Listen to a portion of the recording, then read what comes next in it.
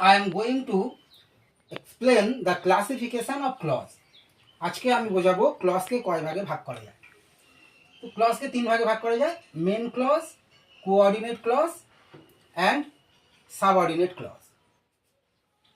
তো এখানে আমি একটা সেন্টেন্স লিখেছি, I was walking but you were sleeping. তো এখানে I was walking main clause, you were sleeping এইটা কিন্তু মেন ক্লজ। তো এটাকে আমরা কোঅর্ডিনেট ক্লজ কেন বলবো?